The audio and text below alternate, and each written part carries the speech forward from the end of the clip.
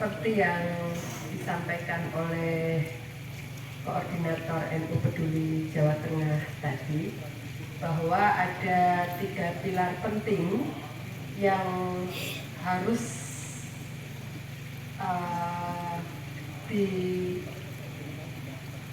diperhatikan dengan serius oleh kita semua terkait dengan penanganan bencana, baik itu bencana yang levelnya nasional ataupun levelnya di kecamatan sekalipun atau desa sekalipun. Jadi 3 pilar ini wajib dipakai di semua kejadian bencana di setiap level. Yang pertama adalah relawan. Kenapa relawan ini sangat penting? Karena beliau-beliau inilah yang akan hadir, akan membantu, akan siap sedia berada di lokasi bencana saat bencana itu terjadi.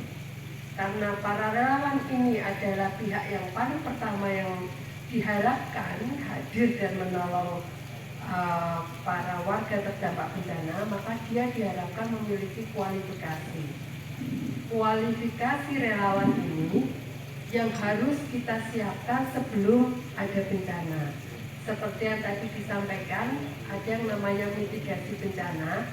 Mitigasi bencana, kemudian kesiapsiagaan adalah beberapa hal yang harus disiapkan sebelum kejadian bencana, termasuk keberadaan relawan. Kenapa relawan ini sangat penting? Karena kita sering mengalami kejadian, bahkan kemarin yang di Cianjur,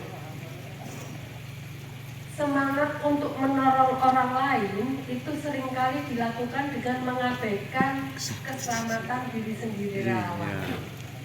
Beberapa waktu yang lalu di Cianjur ada beberapa cabang yang mendahului untuk hadir di Cianjur sebelum koordinasi berlangsung di tingkat wilayah Jawa Tengah.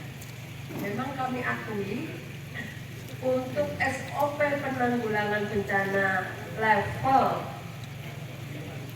di luar Jawa Tengah atau level nasional itu kita berkoordinasi dengan pusat, dengan PBNU.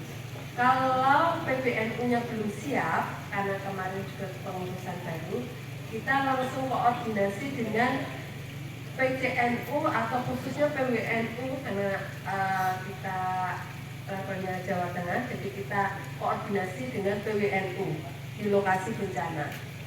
Tidak semua, seperti yang disampaikan tadi, tidak semua cabang atau wilayah di lokasi bencana itu siap menghadapi bencana. Jadi ketika kita melakukan koordinasi, belum tentu mereka bisa menyiapkan jawaban, karena mereka sudah tidak tahu apa yang harus dilakukan.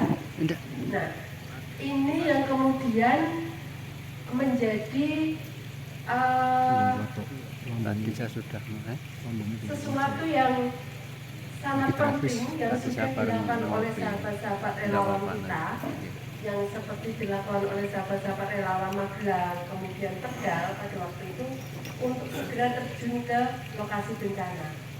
Untuk apa? Untuk melakukan quick assessment atau kajian cepat kebencanaan sebelum mengirimkan hal-hal lebih lanjut terkait dengan apa yang dibutuhkan oleh masyarakat terdampak bencana. Sahabat-sahabat kita di Magelang, khususnya relawan-relawan Magelang atau NU Peduli Magelang itu memiliki spesifikasi kajian cepat memang. Jadi begitu mereka sampai di lokasi bencana, dalam waktu 2 hari sudah bisa mengeluarkan laporan situasi. Gambaran secara umum kebencanaannya terjadi, korban terdampak dan kapasitas yang dimiliki oleh masyarakat di sana dan Pemda di sana termasuk PCNU yang ada di sana. Laporan situasi ini yang kemudian menjadi acuan kita, acuan NU Peduli Jawa Tengah khususnya untuk menentukan apakah kita perlu ke sana, apakah yang diperlukan masyarakat di sana itu bisa kita sesuaikan atau kita siapkan, atau kita tidak perlu datang ke sana. Nah, kajian cepat ini yang menjadi dasar. Bagaimana dengan cabang-cabang yang kemudian sudah langsung datang ke sana sebelum melakukan koordinasi dengan wilayah Jawa Tengah? Ini tidak masalah selama kemudian setelah berada di sana melakukan konsolidasi dengan Jawa Tengah untuk menentukan langkah-langkah selanjutnya. Kejadian bencana itu biasanya ada level statusnya. Jadi tahap pertama itu tanggap darurat. Dan tanggap darurat itu biasanya memiliki durasi tertentu. Misalnya durasi tanggap darurat di Cianjur adalah 30 hari. Jadi semua masa dalam tanggap darurat itu kegiatannya adalah respon atau kegiatan tanggap darurat.